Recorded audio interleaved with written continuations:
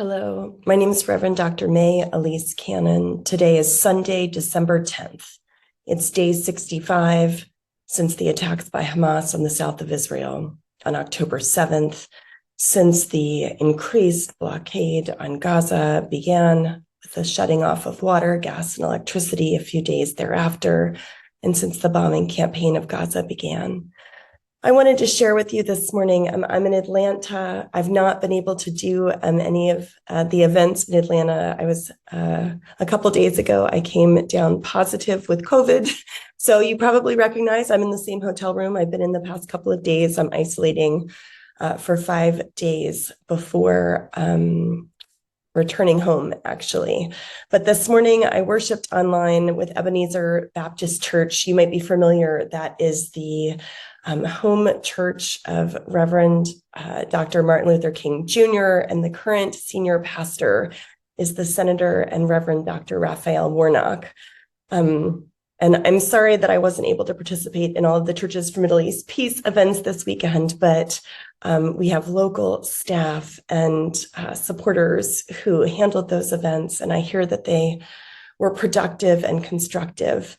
I thought I'd share this morning some of the things I heard from Reverend Warnock. You know, last week was the first week of Advent, and the candle was hope.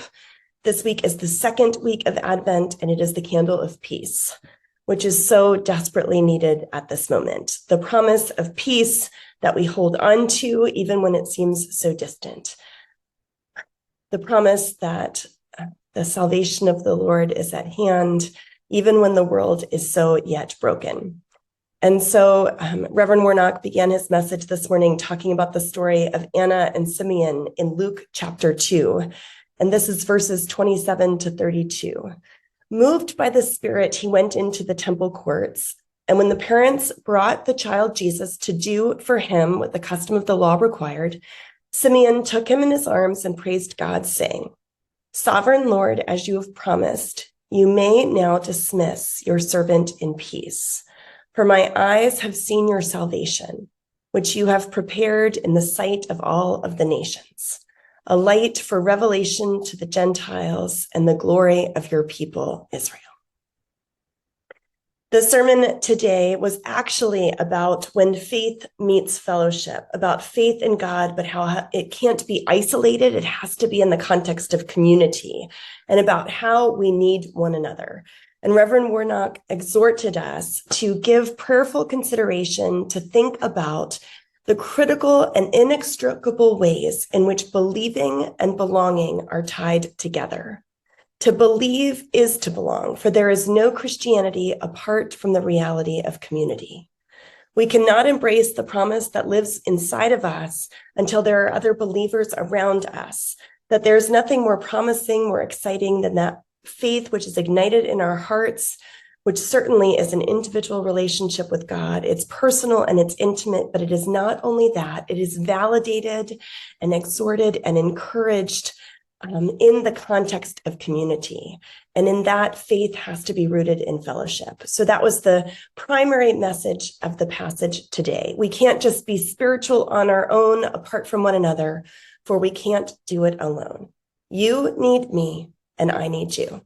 And in the midst of this seeking peace and calling for a ceasefire in response to the Hamas attacks, in response to the bombing of Gaza, in response to the occupation of the Palestinian people, what desperate need we have for one another, and what desperate need there is for us to be united in our common purposes within the context of the Christian community and those who choose to follow Jesus, and also within the context of the multi-faith community as well, that we need to join together where there's commonality and common purpose. And so I was deeply encouraged by Reverend Warnock's message this morning. I appreciated him talking about how when God stirs our hearts, when we experience conviction, a calling, a purpose, a forward direction from God, that often there are people within our community who are put alongside of us to reaffirm that purpose, to encourage us in that direction. And might we be that for one another, so that when you feel moved or called by God, that there could be people who would exhort you and encourage you and pray for you, but also challenge you on that journey. The passage this morning, or the message this morning, also talked about the way that Elizabeth and Mary did that for one another. Elizabeth, the mother of John the Baptist, was pregnant at the same time that Mary was pregnant with Jesus. And these two women had these divine purposes of John the Baptist preparing the way for Jesus, and of course, Jesus coming into the world as Christ, the Messiah, the Savior of the world. And yet Elizabeth and Mary were not alone. They had each other and were in the context of community. And I love the verses that talk about how when they met each other, John the Baptist leapt in his mother's womb when he was in proximity to Mary, and Jesus was in her womb. What a beautiful story that is.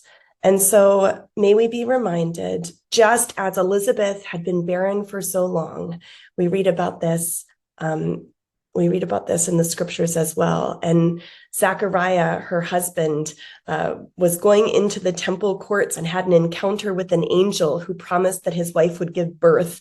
But she was old, and Zachariah, doubted in his faith. And so he was silenced until the child was born. I preached about that a couple of weeks ago. What does it mean to have hope in the midst of a weary world? But when God promises, we know that he fulfills. And so Elizabeth had this promise fulfilled, just as Mary had a promise fulfilled, that she would give birth to a child, and he would be called Emmanuel, God with us. And the people who walked in darkness have seen a great light, says the prophet Isaiah. And unto us a child is born, and unto us a son is given. And so in the midst of our quest for peace, might we not give up hope? Might we continue to hold on? And might we be encouraged that we are not holding on alone, but that our faith is also in the context of community? The service this morning ended with the hymn, "Do Not Pass Me By," which was written by Fanny Crosby in the mid-19th century. She was blind. She worked with under-resourced communities in New York City. She led a gospel mission. And these are the words of that hymn. "Pass me not, O gentle Savior, hear my humble cry. While on others thou art calling, do not pass me by. Savior, Savior, hear my humble cry. While on others thou art calling, do not pass me by. Let me at a throne of mercy find a sweet relief. Kneeling there in deep contrition, help my unbelief. Trusting only in thy merit, would I seek thy face. Heal my wounded, broken spirit. Save me by thy grace. Thou, the spirit of all my comfort, more than life to me. Whom have I on earth beside thee? Whom in heaven but thee? Savior, Savior, hear my humble cry. While on others thou art calling, do not pass me by." So might we experience God in the midst of our seeking peace, and might we encourage one another on the journey. Do not give up hope. Continue to pray for peace and call for a ceasefire as we continue on this journey together.